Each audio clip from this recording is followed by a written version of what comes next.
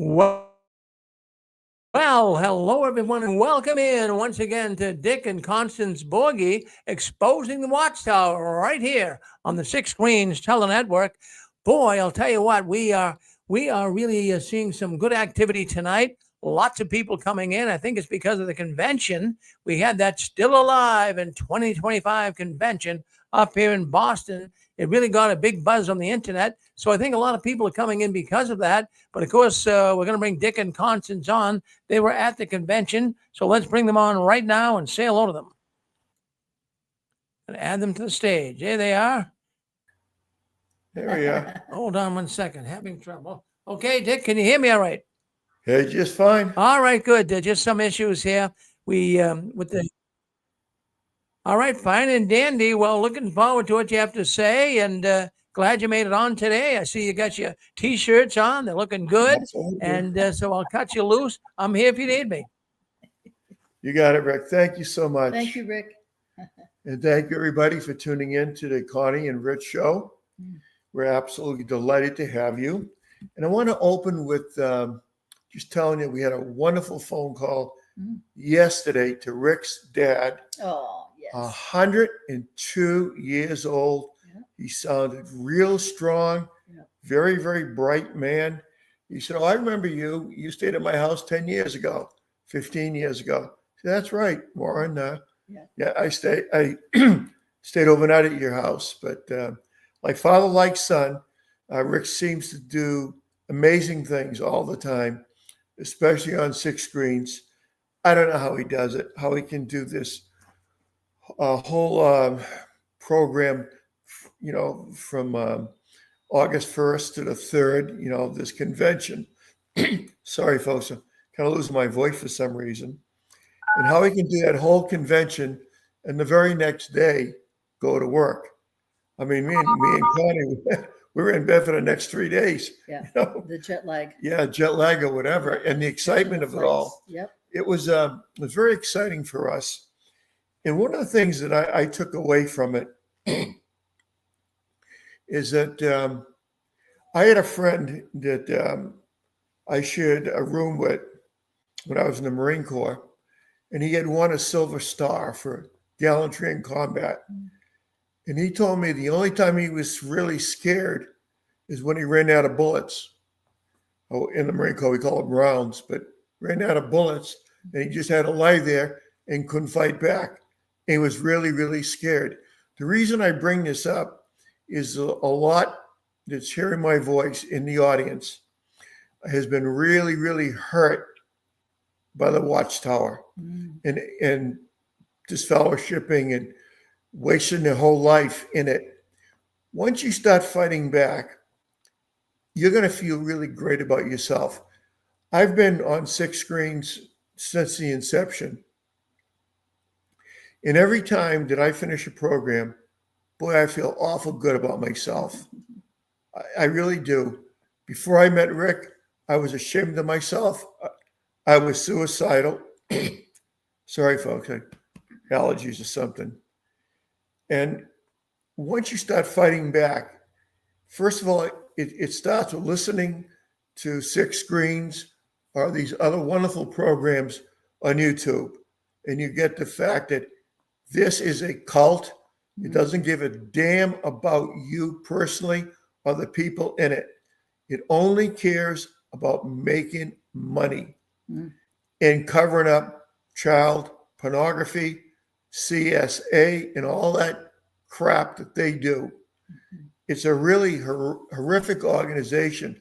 But I would say to you, anyone out in my audience, if you want to fight back, talk to Rick about having a program.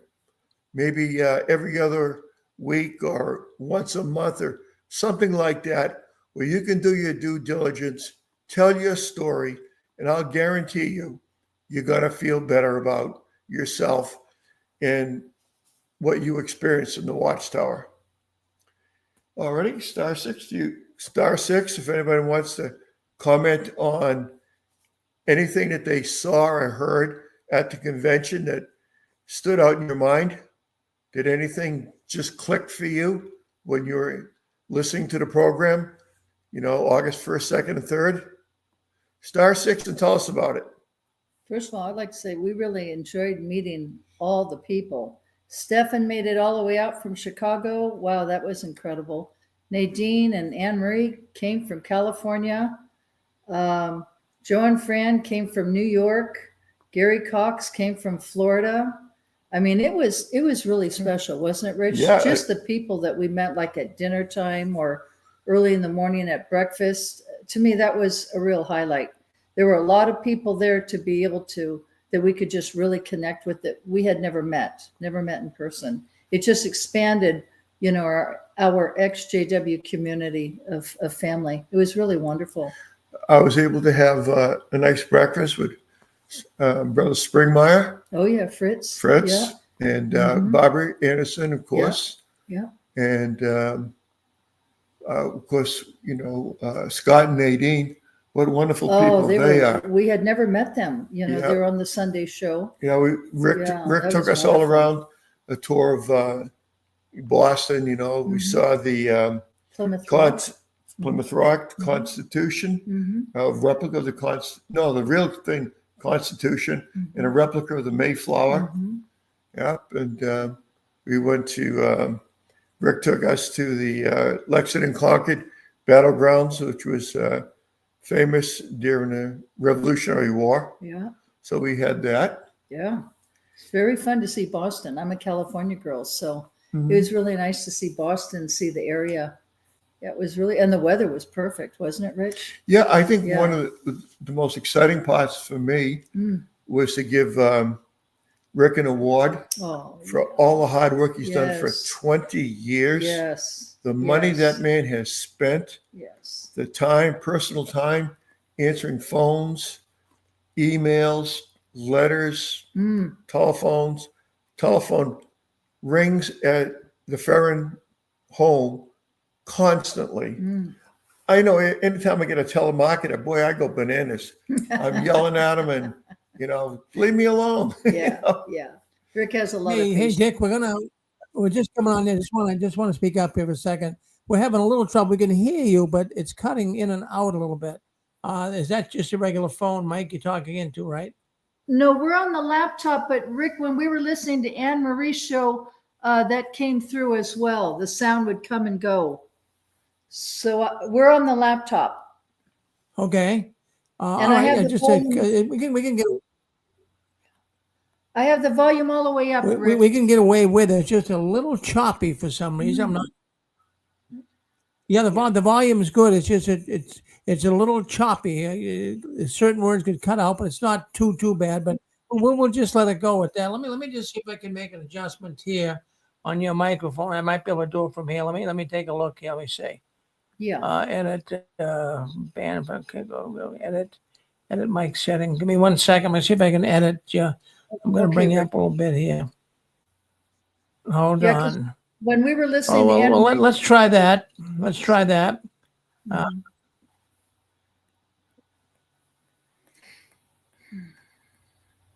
Go ahead. Okay, yeah, okay. Can you hear me now? Yep. Yeah, we can hear you. hear fine. All right. One of the highlights go ahead. me. Go forward then. Yep. One of the highlights for me was to. I'll get you some water. Yeah, thanks, son. Claudia's just getting me some water, folks. I don't know what's wrong with my throat. All of a sudden, it just went out on me. We met Lady C and JT. We're very, very big fans of their programs, on YouTube. And I kind of felt like I knew these folks for years, and they were really close friends. And then I realized they don't know who I am. They never met me. Maybe they listen to Six Screens. I don't know. But it was nice meeting them. They always have a lot to offer. He was talking a little about the conventions and their JW conventions and how they're always fleecing the congregation for money. They're always running into a deficit, and they always ask you to run, deep, go deep into your pockets and come up with some more money. Star 6, what did you like about the program that you either were there for or you saw on live on YouTube. Thanks. *6. Hello, this is Grace from Sweden. Yes, how are you? Go ahead, please. I'm all right. So this is what really stood out to me from the convention. And it was when Rick Springmeier, he said that Jehovah is one of the most powerful words in black magic. I will say that really. again because it deserves to say 2 times. Jehovah is one of the most powerful words in black magic. Yeah. And I think that really sums it up. It's a horrible, horrible organization. And it's just Satan is a liar also. So it's just, well, that's all from me. Thank you. Hey, Well, Grace, thank you for bringing that up because that was very, very important. Yeah, it was very powerful. This is Susan. Can I just mention to Grace, there was a mother, there was a mother and her daughter that came to the convention from Sweden. Do you know them? No, I don't think so. If I saw them, maybe. I haven't seen them, so I don't know. Hey, Rick, thanks for having me on. For those who don't know me, I'm Vic, the Fireball Bethelite. I've been around the block in JW land, seen the gears turn, and I'm not afraid to call them out when they grind. No title. Okay. The conference has been locked. I'm saying it plain. So, Rick, I'm here to kick back. Recording. Yeah, it's a recorded message. Yeah. So, yeah, we had those 2 sisters. It was, like Susan said, a mother and daughter. And it was really wonderful to meet them. Then there was John Vinny. He came all the way from Wales. We had a nice visit with him. A lot of times these were during breakfast, the breakfast hour. And then there was a sister that came all the way from Australia. These people traveled a long, long way just to get to the convention, and we got to know them personally and really intimately. Wasn't that wonderful, Rich? Well, she was so sweet. Yeah. And she was hurt. Yes. By It was an elder. A married elder. A married elder. Mm-hmm. And she, at the table, she was explained to us how she was sexually abused. Mm-hmm. It was a really graphic story. Mm-hmm. And you looked in her eyes, she had beautiful eyes, and you could just see the hurt. Oh, yeah. It was just pouring out of her. Oh, yeah. And she was just so happy to be able to express it. Yes. Expressed it to me and you, and wasn't it Scott and Nadine at the table? Scott and Nadine at the table with us. Yeah. And she was just a wonderful person. Yeah. And it gives you a lot of drive to really show people how corrupt this organization is. When I was coming in, they told me that if anybody commits a serious sin in the organization, the Holy Spirit would be taken away from the congregation. The elders would detect it. They'd do an investigation. They'd find the evil person, and they would disfellowship them. What a lie. That I bought that. I was only 20, 21 years old. I bought it. It make it make sense. Yeah. But you got all these pedophiles that are in this organization, and a lot of them are elders. Yes. Or circuit overseers. Or circuit overseers. Right. When you hear the same story over and over and over again, I was abused by an elder, and then you hear their new policy. If you're an elder and you commit adultery, okay, and nobody knows about it for 4 or 5 years, well, you know what? Sweep it under the carpet. He doesn't have to be deleted. He certainly doesn't have to be disfellowshipped. But what I should have done is I should have taken call it a promotion, if you like, to being an elder, and then confessed that I was an adulterer, and then it'd be swept under the carpet. but because I stepped down from being a ministerial servant, so I would never be an elder and ever have to sit in on a judicial meeting where I would be disfellowshipping someone for something that I did. I just stepped down.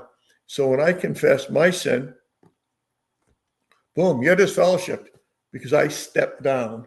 But you would have been trapped, Rich. Yeah. Had you not said anything and then you were an elder, you would have been very trapped, because we had elders get up there talking about their experience, and it's not easy to step down as an elder.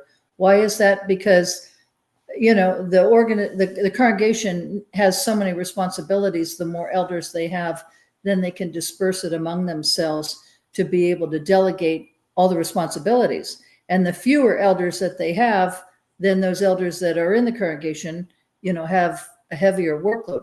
You would have been trapped, Rich. You would have been totally trapped. Your mind would have said one thing, your heart would have said another, and you would have been in absolute misery with that. Well, I was in misery being in there anyway. Yeah. Psychologically, it was really, really terrible, especially for me. 1975 was absolutely guaranteed to bring Armageddon. If you read the Truth Book, it tells you it's a definite time, 1914, Right. and then onward, the end of the Gentile times. And then Armageddon was going to come. And the people that saw the beginning of the end, they were in their late 70s, and there'll only be a remnant. So it said 1975. That's why, Rick named this convention. Stay alive. Stay alive till 25. That's what our t-shirts That's talk what the about. t-shirts, right. 50 years ago, I was shaking in my boots, thinking that Armageddon was going to come. Okay, I'd like to say something here, Rich. Okay, so there was a brother that came from New York. It was interesting, people from New York, New Jersey. That was really fun. Anyway, this brother's name was Charles Riley. He had been an elder for many years. And he was, if you get a chance to watch the replay, it was very, very interesting, because basically what he was trying to say is he followed like the letter of the law with regards to the organization, and they bamboozled him. And he went all the way up to, he was disfellowshipped, and he couldn't understand why he was disfellowshipped. And he went all the way up to the governing body members, and basically, they don't care. That was the bottom line. If you listen to his testimony, it's nothing more than a corporation. They just use people for their own advantage to build up the corporation, bring in more followers, and be able to increase the revenue. But the bottom line with his whole talk was they do not care about you or anyone else. They're just there to use you. And that was a very painful lesson for him to learn. It really, really was. I just wanted to say, there was a gentleman, we bought a couple of books. His name is Will Chandler. I don't know if you can see the book. This is his book. And he's talking about the true story of survival through traumas, hardships, and betrayals. It educates on what it is to grow up in an abusive cult and home life. And it's a real live love story that will be talked about for generations. It's a story of service to one's community and country. The military themes of honor, bravery, and sacrifice are embodied in this book. From a decorated military first responder on 9/11/01. And this is an account of post-traumatic growth, of learning how to struggle well after a lifetime of PTSD. And it says the only thing necessary for the triumph of evil is for good men to do nothing. And that's by Edmund Burke. That's a quote. But we got to meet Will. Will was there. Rich and him connected on the military. This is probably when he was like, what, Rich, about 25? Yeah, about that. And he was in the Army. Yep. And the book is called Amor Fati, I guess is how they say it, The Love of One's Fate. Anyway, he was a really great guy to meet. Then we met Micah Allen Loesch. He has a book, Mentally Diseased. And, these people we got to meet after dinner, during dinner, or breakfast time. And Micah is an author, a poet, and an artist. He's a father and lives in Indiana. Anyway, he has a website, Micah Allen Losh, all one word, LOSH.com.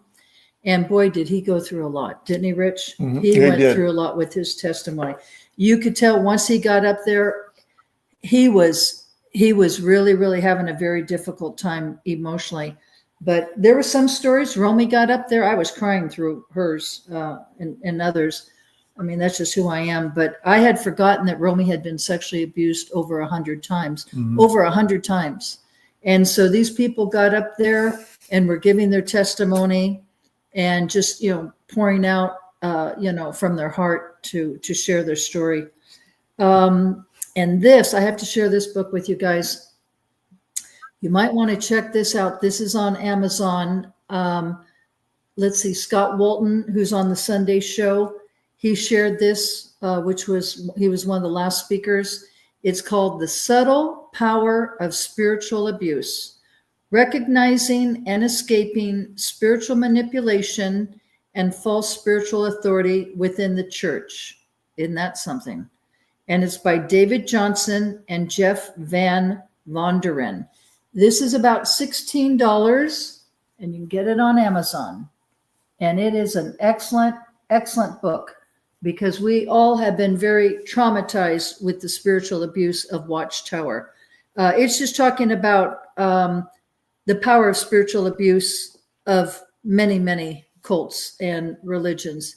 And once you start reading this, you're going to realize that's exactly what Watchtower is all about, is spiritual abuse. It has nothing to do with love.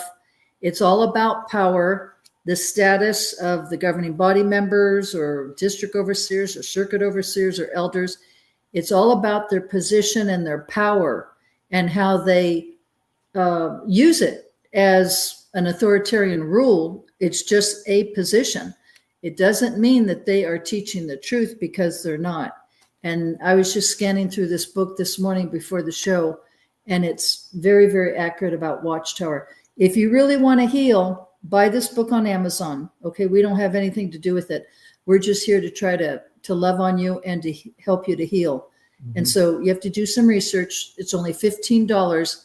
And we met a guy named Craig from Florida. He was awesome. He was our first person that we met at dinner. And we spoke to him today about this book. He said, oh my gosh, I have that book. I read it. He says, this is one of the very best books I have ever read to help me to heal from Watchtower. So I'd like to just share that with everybody tonight. Yeah. And, if you've never read any of, Brother Franz's books, Crisis of Conscience, you really should pick it up. Oh, it's excellent. It really is. And it'll tell you about the organization itself. Snell's book, 50 years Watchtower Slave. Yeah. Yes. And he was someone who was with one of the branches, right? Yeah. I don't know if it was Australia, whatever. German, I think. Yeah. But he was high up in the Watchtower organization. Yeah. I got to meet Barbara. I had never met Barbara. She's a lovely person. She has a lot of personality. Oh, she does. Yes, she does. I was fortunate. I had her all alone at the table, and boy, because she could talk. Oh yeah, she can talk. She can talk, and she's delightful. She really is delightful. She is. And I had breakfast with Franz Fitzmeyer. Yeah. Yeah. And, his wife and kids were there. Yeah. Yeah. It was really nice to just be able to meet with him. Gary Cox. Yeah. He's down in Florida. He flew up. Let's see. Gary Alt was there. He had been a Bethelite. We get there a day or two earlier, Yeah. so we could just relax from the flight and all that. Mm-hmm. And we stayed a day or two later, Mm-hmm. and it was just nice to just take everything in. Yeah. Joe and Fran got to meet them in person. We had met Anne Marie. It was wonderful to see her again. Romy was there. It was just fun. To me, what I really enjoyed is meeting all the people. Thomas Hopkins. Oh yeah, Thomas was awesome. Yeah, he was emotional. Yeah. He's got a lot of heart. Oh yeah. That guy does. Big heart. Loves Big heart. everybody. Yeah. Really loves everybody. Yeah. You can tell he doesn't like being fooled. Oh no. Nobody likes being fooled. John Vinny. John Vinny spoke about his daughter being sexually abused, but Mhm. then he had been sexually abused by someone in the organization, Yeah. which was really interesting. There's a lot of that, folks. Yeah, there is. There's a lot of sexual abuse in the Watchtower. Mhm. And I think somebody said it's almost twice as much as it was in the Catholic Church. I think one of the reasons is, well, Satan runs that organization Mhm. without a doubt. Mhm. And you're told to trust your brother. But when your brother tells you, I'll bring your son over for a sleep in, with my daughter. Sleepover. Yeah, Yeah. watch out for that.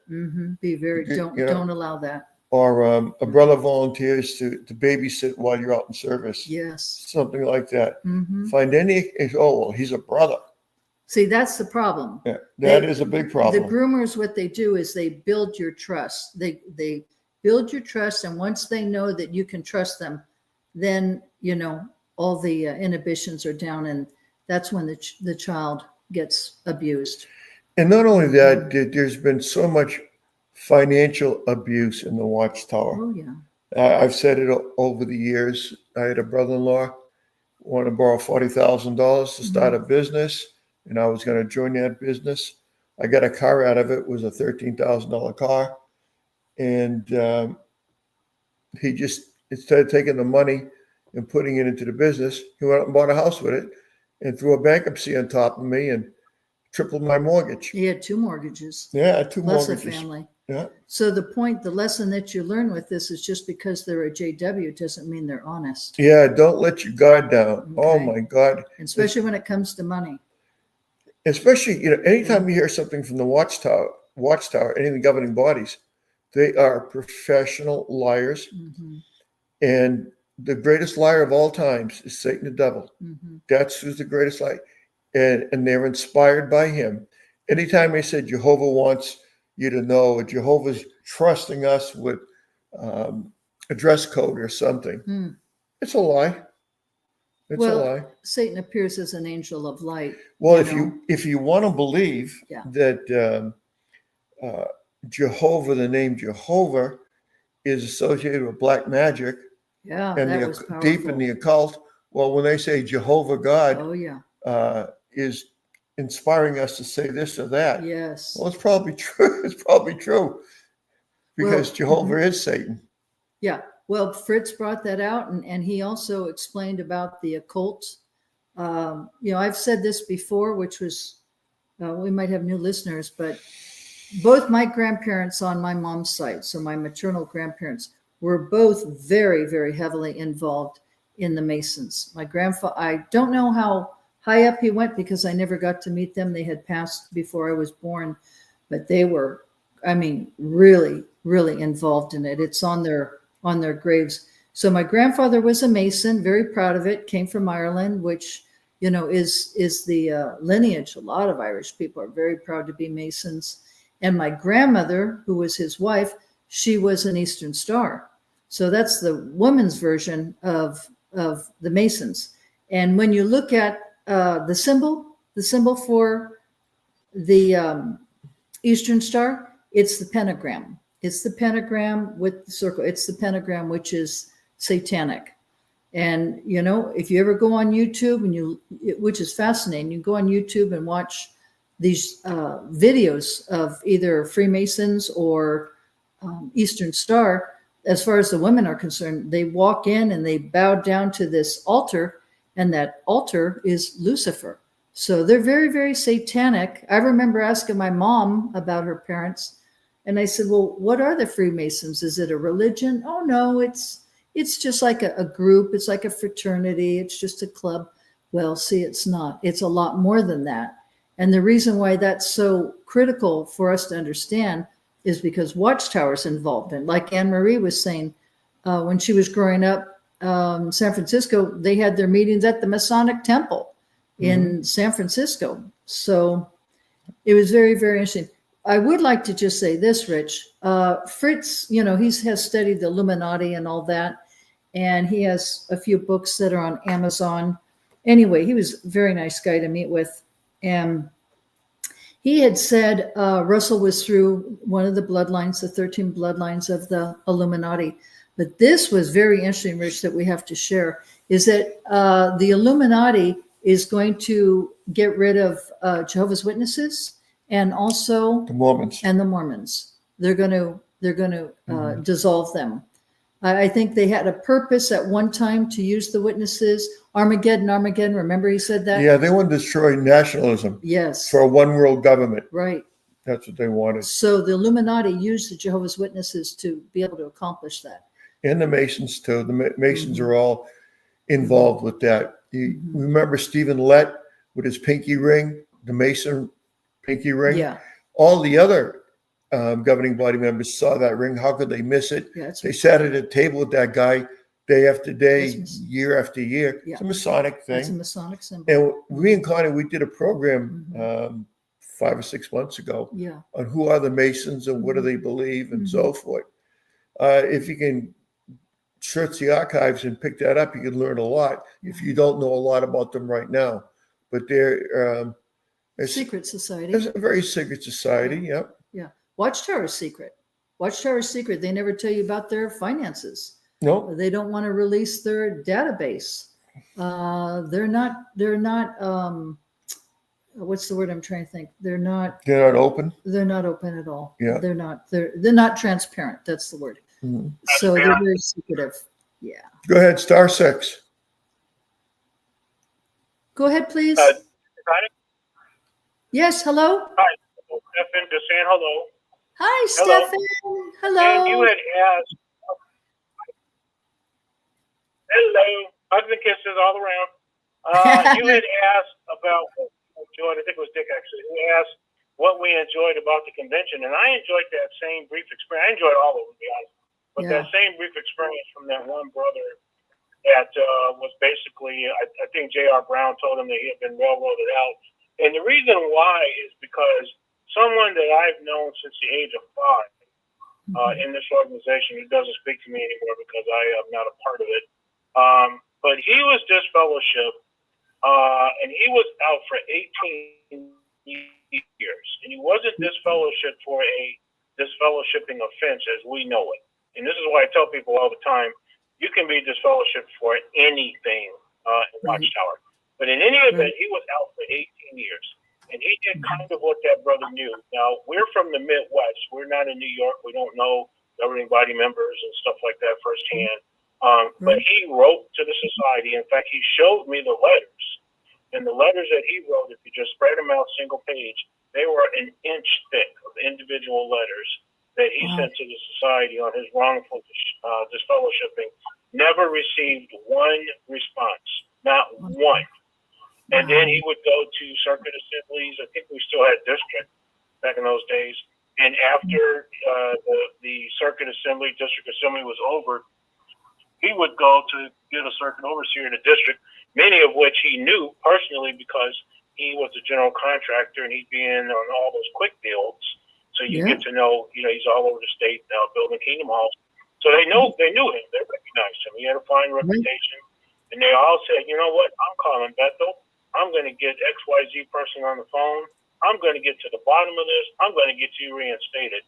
And maybe a month later, they would all come back and basically say, there is nothing that they can do because the procedure from Watchtower is when you apply for reinstatement, it goes back to the congregation and to that body of elders that disfellowshipped you. And if they don't want to reinstate you, essentially there's nothing that can be done. So I just said all that to say, and by the way, he did get reinstated eventually, and it was largely because of me. I kept encouraging him, and at that time I was fully teamy.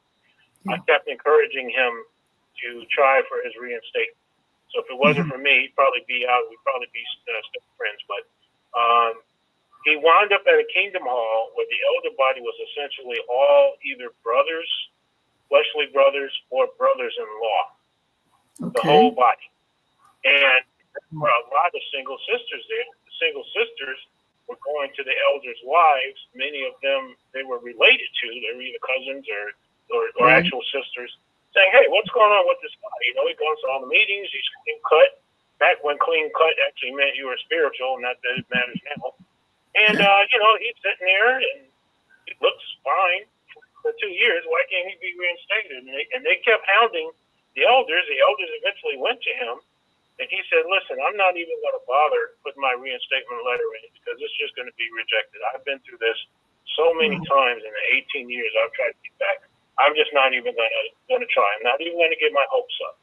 And they said, no, put your letter in. So they started interfacing with these elders, and this is in another state, that actually disfellowshipped him. And they came back to him and they said, you know what? They said, there is something wrong with this group of elders. He's like, they're not doing things the right way. He said, what we're going to do is we're going to reinstate you anyway, despite them. And if you do something and you mess up, then you're going to get disfellowship and you probably never get back. But there's some kind of cover up that they're doing. We're not going along with it. And we've already written society and let them know we're reinstating you because we don't see a reason for you not to be reinstated. But don't do anything you shouldn't do. So eventually, they told that elder body that. So they came back to my friend and they said to him, we got your reinstatement all set up and ready to go. He said, but there's only one condition for you to be reinstated after 18 years of being out. Wow. And he said, okay, what's that condition? The one condition is that he did not tell the other witnesses that he was wrongfully disfellowshipped for 18 years and that nobody would do anything about it. As long as he didn't breathe a word of the cover up of his disfellowship, they were going to reinstate him. That was the only thing. Not, are you having sex with somebody? Are you smoking? Are you doing none of that kind of stuff? Are you speaking bad of the none of that? Just don't tell anybody that basically screwed you up for 18 years. So when that brother was giving his experience, I just could not help but think of what what my ex-friend had gone to for 18 years, and it's exactly what you said. The conference has been unlocked. People, they don't care about fixing wrongs. They stand up there. They're so hypocritical because they stand up there about truth and justice. And when it really comes down to it, they do nothing to right the wrongs that they create, that creates so much havoc in people's lives. Because in that 18 years, his mother died. Wow. And he was at the funeral. None of the Jehovah's Witnesses except me extended their condolences. In that 18 years, his sister died. Went to the funeral. The Jehovah's Witnesses extended condolences to them. I did. I hung out with him. I made sure that he was okay.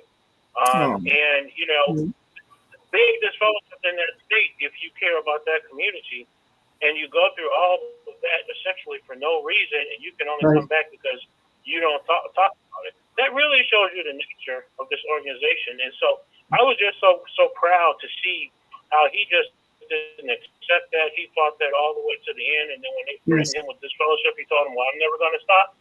And so go ahead and disfellowship me. I'm assuming that's what he did. But yet again, this is just another example of how cruel, how unloving, and how unchristian this organization is. Thank you.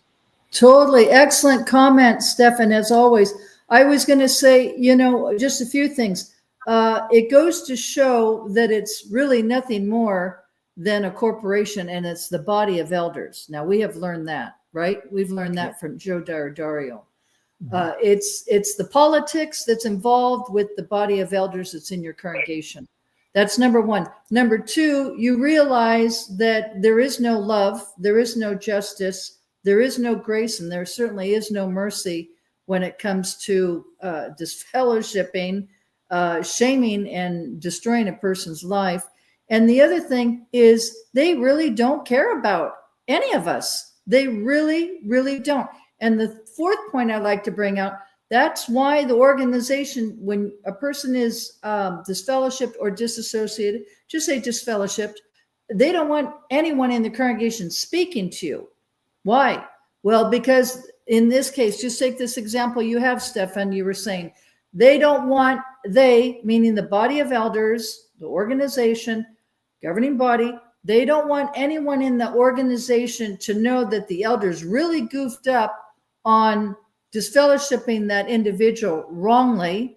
Okay, it's all about image. So they have to keep the lid on it, to keep everything quiet so they can have total control.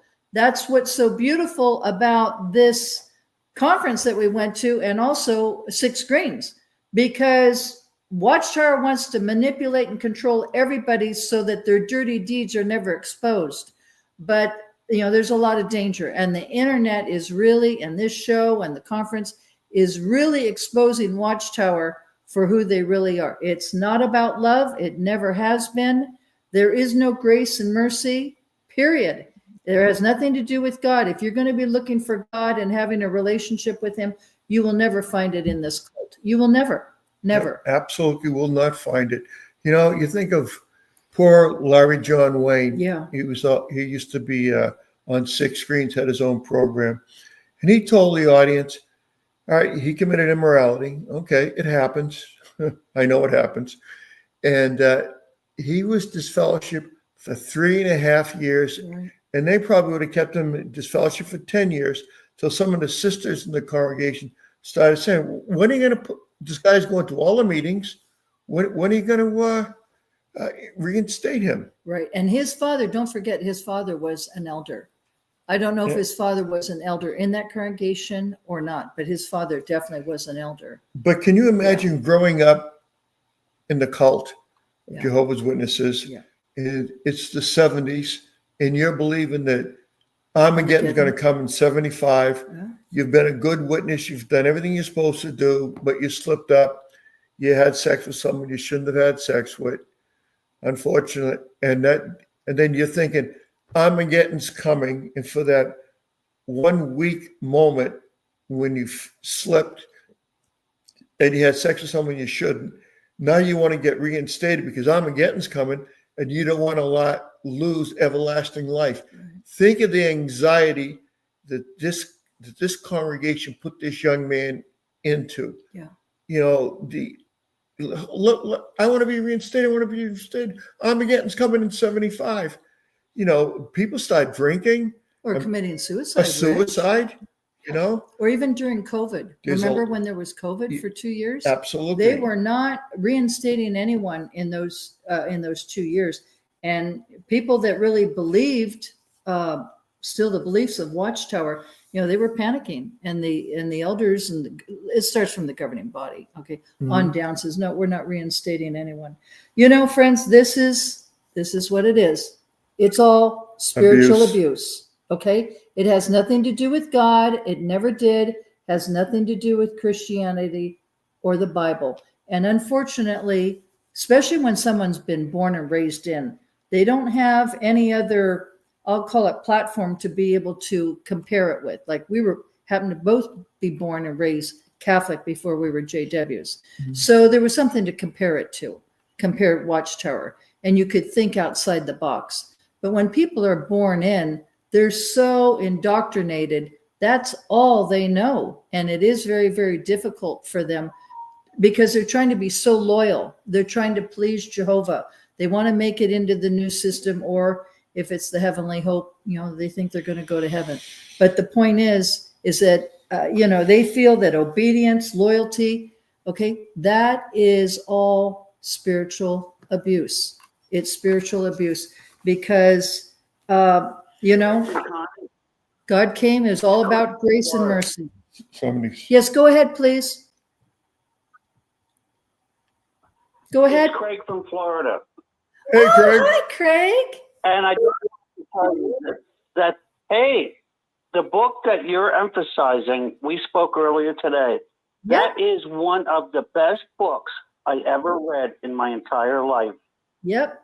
And it is for every Jehovah's Witness to help understand how dangerous the cult is and how religion controls.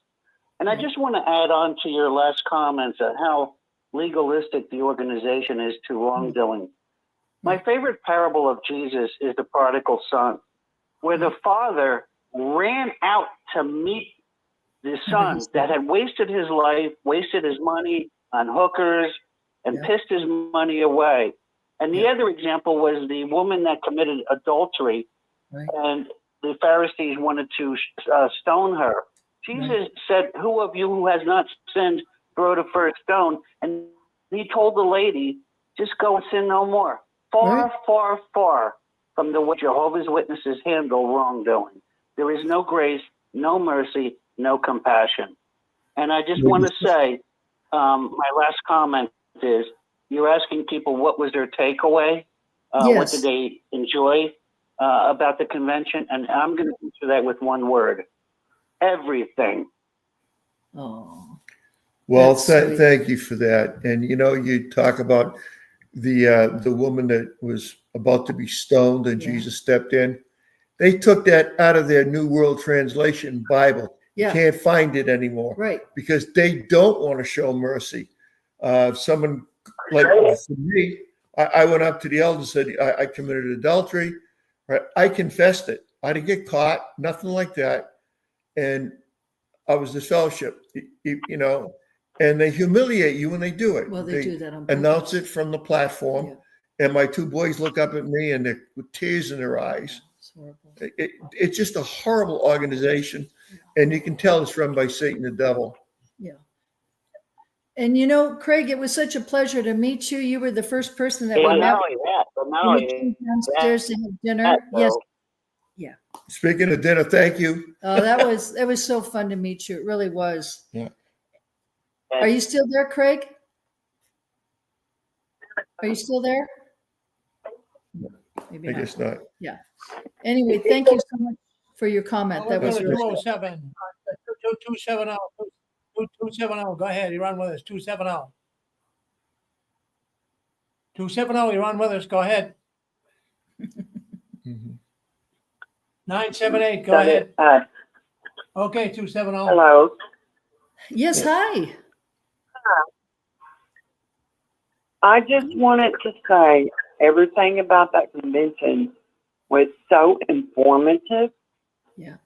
And honestly, it gave me insight that I needed to keep pushing forward in order to. I've been on that spiritual journey for the past several years. Okay. And during that journey, I have tried to go back to the Kingdom Hall. But I think all those changes, no literature, I asked for one magazine that a friend had seen at my home that I gave away. I asked for a copy of that magazine, and it was given to me as a full stack of copied paper. Mm-hmm. And it was every bit as thick as the paper that you unopened and put in the copying machine. But I mean, but the thing is everything has come to a minimum with them. Definitely. And you're right. They don't. There's no love there. No, For there is- 16 years, Yeah. I was gone after I was baptized.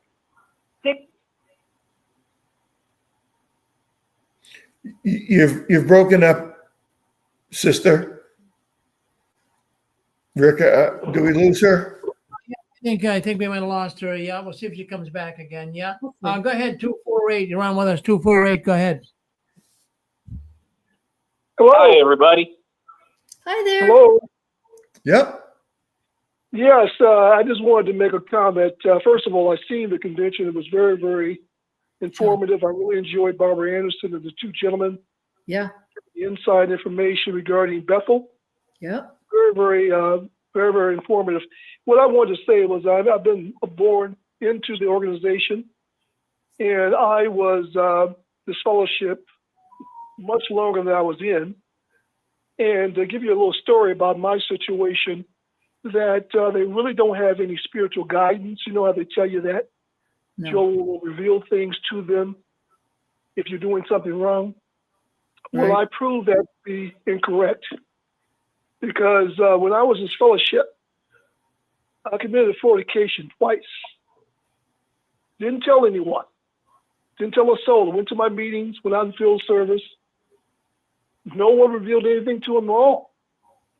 And the only time I got this fellowship again is I went back to my ex-wife, who was not a witness, and that's how I got this fellowship the second time. And it didn't really dawn on me until later on when I woke up around 2018 Okay. that how come Jehovah did not reveal anything to the brothers about the 2 times I committed fornication. How come they didn't? How come they didn't? No one seen anything when I was going to the ladies' home. Right. No one said. I didn't say a word to anybody. Right. And so I didn't think about it until after I woke up. Right. These, they're phony. They don't have any spiritual guidance. No, they don't. No one's not looking after these people. No, they don't. There is no Holy Spirit. No, they don't. There isn't. Yeah, you found that out. Rich found that out the hard way too. Yeah. Yeah, when we went on field service, we were always taught that the angels look after us. Right. What happened to those? What happened to those people who got killed going on field service? One said brother was going on field service, sitting in his car and got killed. Where was the angels then? Exactly, John. I made a point about this some time ago. I was a witness around the 1960s. Okay. In the 1960s was a very good time in society. People well behaved. Yeah, they were. When you went on field service, we didn't have all these nuts running around in the 1960s like we do today. The millennials wasn't here. The Gen Z wasn't here. Right. The Gen Xers were babies. Right. So all these iterations causing these problems today were not around in the 1960s. Right. So that's the reason why things were nicer back in the 60s going on field service, because we didn't have those generations around back then who caused these problems today. Right. That's the reason. It had nothing to do with the angels. It was a better society back then. Yeah. That's why we didn't go through those changes back then. It had nothing to do with, the last days, because they said that back in the 1960s. Right. Right. Society was great back in the 1960s. Right. Excellent comment, John. Excellent. Yep. Very interesting. And remember that situation, I thought it was in Germany a couple years ago, where someone had come in the Kingdom Hall and killed like about 9 people in the congregation. And they weren't quite sure if he had been like disfellowshipped, but he had been associated in that congregation. And it was during a meeting and he just blew people away. So where was God's Holy Spirit then? Where were the angels? Right? That's right. That's just a really big BS story that the Watchtower teaches. Yeah. So for a young sister afraid to go out, door to door alone, don't worry about it, sister. The angels will protect you. She believes that. She goes out in service in the Watchtower. It's an ends to a means. Their sister's knocking on doors and recruiting, and that's what they want, because a recruit 40 years ago, now they're in their 70s or 80s, that recruit dies and leaves the house or insurance policy or something to the Watchtower. So go out there and recruit. Yeah. They don't give a damn about your everlasting life at all. Right. No way. It's nothing more than just a corporation. It's just a business. It's just corporate America. That's correct. They use you and everyone else just to be able to bring in more people, which means more money for them. They're masters at it. And once you really wake up and see the game that they're playing, and all their, if you look at it from a scriptural point of view, their false prophecies and everything, it's a big con job. I mean, I'm so grateful people are really waking up. My heart goes out to the people that are born and raised in. Rich, has 2 boys, present tense, but they don't have anything to do with him because he's disfellowshipped, and Watchtower will use that shame, for the rest of his life. But it's unfortunate because I don't know how anybody can stay in this organization. I honestly don't know. I mean, you'd have to be, I'm not trying to be cruel, but you'd have to be pretty brain dead to see what's going on, the false prophecies, and then the overlapping generations, and they're asking for more money and more money. And now you can have beards and pantsuits, and you don't have to have a tie. And now they have like a Christmas song, and now you can toast. I mean, come on, people, get real and wake up. And, if you sat down and really wanted to know God and the Bible, forget Watchtower literature. Just read your Bible and ask God to bless you with his Holy Spirit, and you will open up your eyes and realize that, being a part of this organization is a false prophet. You really will. Just don't read the New World Translation. Get yourself NIV or American Standard. Those are the two that I like the best. That's a good point. But other folks, That's correct. That's a good point, because Watchtower's Bible was inspired by Johannes Grieber and his wife, who were spirit mediums. So their Bible's demonic. Yep. Okay? John 1:1, right there. That proves it right there, friends. Okay. I heard a video. Yeah, they came up with their own Bible in 1950. Prior to that, they were using the King James version. Yeah. And they get their own Bible so they can do their own narrative. That's cherry right. pick the scriptures. That's right. And so consequently, I learned a lot of this once I woke up to the fact that first of all, I told before my mom died, she died 2 years ago. And I told my mom, I said, why does God need an organization? Where is that in the Bible? Right. That God needs an organization. See, that's something that people have a big misconception about, that we have to go to a building to be a Christian. All you need is your Bible. You can stay home and be a Christian. Right. Right. Okay.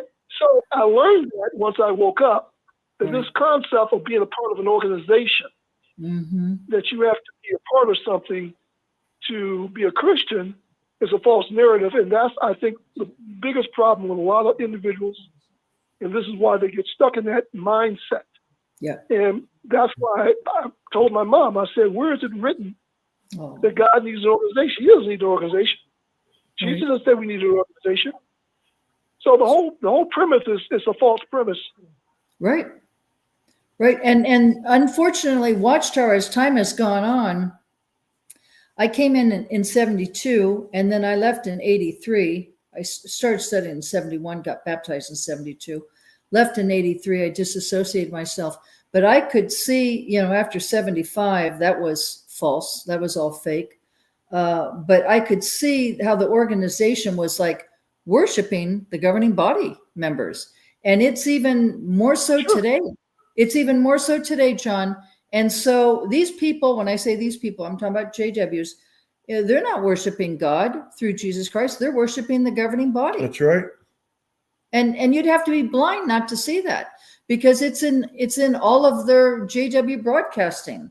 That's who they worship, is the governing body members. Yeah, one time, the most governing body has become their God. So yeah. Oh, absolutely. You know what really helped me, though? I'm gonna tell you what really helped me. What's that, John? Even when I was in, I was always a weak brother. I really didn't want to do it anyway. Yeah. And the only reason why I went is not because I loved Jehovah God. That wasn't the reason. Okay. I was going because I didn't want to get destroyed in Armageddon. Right. Yeah, me too. That's right. That was Rich's situation. I did not love Jehovah God. That was not the reason. I didn't tell anyone, but that was not the reason. I didn't love Jehovah God. Right. I loved myself, so I wouldn't be destroyed in Armageddon. That was the fear that I had all those years until I woke up to the fact there's not going to be any Armageddon. It's not going to be any paradise earth. So the fear is gone. I no longer have that fear. They keep you in there because of fear. Oh yeah, definitely. And people say they love Jehovah God. I'm not saying they don't. I'm just saying in my case, it wasn't because I love Jehovah God. That wasn't the reason at all. Right. It was because of fear of being destroyed in Armageddon. That's honest. That's honest, John. Thank you for your honesty. You know what, honey? There's a lot of people that felt the same way, but they don't have the courage to say so. So thank you for your honesty. It's commendable, really is. Okay. Anyone else would like to comment? Last comment. Yeah, it's about 8:30, so we'd love to hear from you. Yeah, I just like this is Donald from Texas. You mentioned Johannes Grieber earlier. Yeah, that I mentioned that during my talk when I spoke earlier during the convention, that their Bible comes from that. Johannes Grieber gave them their Bible, and they made up all the rest. I mean, there's no Bible scholars. They didn't use any scholars, not any real scholars. They just used their own people in the organization to come up with their Bible because they wanted something that they could control and use to yank scriptures from and have something that follows their doctrine. That's why they even have their own Bible. Of course, they say it's the most accurate Bible. Well, that's a lie because it's not. It's because they removed, and not only that, they removed certain scriptures from the Bible, which if they read their Bible properly, it says if you add or take away, you're in trouble. Right. In big trouble. Very big trouble. Right. And you know what's interesting, Donald? Most JWs don't know that. They don't know it was inspired by Johannes Grieber and his wife, who were spirit mediums. You know something else I'd like to throw in here, last comment, is that if you remember back in the old ministry school, you know, get a lot of noise on there. They used to have a talk number 4 for a brother that was like a ministerial servant or, you know, a little bit more than a young brother. Yeah. And what they used to do is they'd tell you to read, go to a chapter 5 and read 6 scriptures, then go to chapter 8 and read 4 more.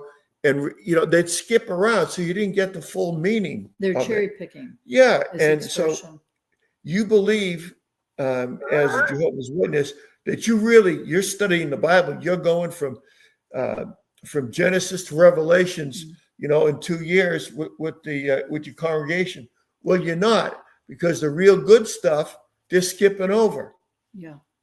And I'd like to add to that. I had a friend of mine. I've been out of the organization almost 42 years this December. So I've been out a long, long time. But anyway, I had a friend of the family, you might say. And she said the witnesses came around. This is probably over 5 years ago. And she said, you know, the witnesses, they only believe in using their Bible, the New World Translation. Well, now I left in 83. Okay. So I looked at her and Machiko, her name's Machiko. I said, Machiko, I don't know about that. I said, because when I was in, I don't remember them having, you know, to be so strict about that. She said, oh no, I'm telling you, they only allow someone to study the New World Translation. Well, anyway, I found out in this show from others and this show, that's very true. If you're at the Kingdom Hall and you have, say, the American Standard Version or the King James Version, some other version besides the Silver Sword, it's brought to your attention that, hey, you need to have the Silver Sword, which is Watchtower's latest version of their Bible. So I thought that was very interesting. And I'm not surprised because it's all about manipulation and control. And, you know, their Bible's demonic. It's inspired by Satan, the devil, spirit medium. That's the occult. Okay. So also, this last thing I'd like to say, I've always talked about John Ramirez, and I got to meet him. His mom was a JW for 8 years. But anyway, he's a born-again Christian and an evangelist. You can look him up on Facebook or, you know, Google. Anyway, John's a wonderful person. He really is. He was the 3rd highest priest for Satan the devil in the kingdom of darkness for 25 years. Pretty scary. But anyway, his testimony blew my socks off, and I had to go meet him. And anyway, like I say, he's a wonderful Christian today. So what's my point? This is my point. He had said, if you ever live around any kingdom halls, or he said kingdom halls. He didn't say assemblies, but same difference. He said, move away. Do not live near any kingdom halls. And that's because there's so much demonic activity in the kingdom halls. And trust me, John was the 3rd highest priest for Satan the devil for 25 years. And when John says something like that, you know it's real. And so it's like connecting all the dots. The more we're on the show and we speak to others and so forth. But anyway, I just wanted to be sure and share that with others tonight. And just another thought before we hold on 1 second. Dick, we got about 3 minutes left. We still have some people want to call in. Okay. But we only have about 3 minutes left. Got a new program coming up later on today. I still have to do some of the news. So we do have, why don't we bring on 248. 248. Come on on. All right, this will be our last call. Go ahead, Can you 248. hear me? Yep. Yeah, can hear you great. Hi, it's GR from the Midwest. Hi, GR. Yeah, the point you were making, like you were talking about, you don't want to live near a Kingdom Hall because it's possessed. Mm-hmm. A common theme from my years when I was a witness was I just thought that I was cursed and that bad luck always happened to me. Wow. And then it wasn't until I left and put all that behind me that I realized that no, it's just the probability of in the environment that I was in. I wasn't actually cursed like that. Mm-hmm. Mm-hmm. Interesting. And you, Mm-hmm. and earlier you talked about what did I like about the convention? Yeah. There's some overlap between Reddit and here. And one sister talked about how she got to reunite with her aunts after leaving and celebrate the holidays with her. Oh. And she, her aunt passed away like the next Christmas. She got to celebrate Christmas with her. Wow. That's great. That is so That's great. Mm-hmm. And that's like a thing you'll notice, like if you got, family members who are witnesses and who aren't, the ones that aren't, there's a big strain and we go many years without talking to them. Yeah. So if you are an ex-witness, you should reach out to your family members and reconnect with them. Well, that's a beautiful thought. You're missing out on, or how much time they have left. Right. You know, honey, I'd like to just share something. Rich, my husband, had mentioned that we got to wish Mr. Farron, Rick Farron's father, Warren Farron, happy birthday yesterday. Turned 102. Isn't that amazing? So I addressed him as Mr. Farron, and Rich knows him, so we addressed him as Warren. I said, Mr. Farron, I said, tell me, what is your secret to longevity? Because I had like a second papa in my life who lived to be 97, but Mr. Farron became 102 yesterday. And this is what he said. He said, I'll tell you what the secret is to living to be 102. He says, you have a good wife and a good family. Mm-hmm. And I said, oh, that's so wonderful. He said, I'm telling you, that's the secret. And so I thought that was just so beautiful of him to say that. And, coming out of Watchtower, we know how Watchtower has destroyed families. Okay. So what I'd like to say, it not only destroyed, me with the JWs, but I had family that were not JWs. So I had a double whammy because they never could understand or respect me being a JW, not celebrating Christmas and birthdays and all that. So for me, it was a double whammy. But I honestly understand what you're saying, and I respect that. But this is my point. You know what? It's never too late to make your own family. And what do I mean by that? That's with this community of ex-JWs who are on here, or even with the convention. That's one thing, huh, Rich, that we really loved, was meeting Stefan, meeting all these people, Nadine, all these different people. All of you, we love very, very much. And you're our extended family. So, even though you've lost people in the organization or your own personal family, it's never too late to develop new friendships and new family. Family doesn't have to be blood, right, Rich? Me and Connie met on 6 Screens. Yeah, we did. Yep. And sure we did. A lot of people have. Mm-hmm. And you have the same background. Have a lot in common. You have a lot. Yeah, it really works. Well, that's about it for us tonight. Sorry, I'd like to go for another hour, but we've got Rick has his show. Rick's got something else going on. Waiting in the wings, as they say. So thank you, everyone. Thank you, and God bless. And we'll see you in 2 weeks. Yeah, we love you. Thank you for calling in. Yep. Thank you, everybody. Well, thank you, Dick and Constance. Yeah, we got a brand new program starting tonight. We got Stephanie Lynn Carson, who was at the convention. And she got a program coming up. She hasn't named it yet, but tentatively we're calling it Sex Trafficking in the Watchtower. So she's going to be coming up next after my news. I'm going to do an abbreviated news, and then we will get to Stephanie Lynn Carson. She'll be coming on somewhere around 9:15 tonight. So we're looking forward to Stephanie and Dick and Constance. Thank you very much for being with us tonight, and we will see.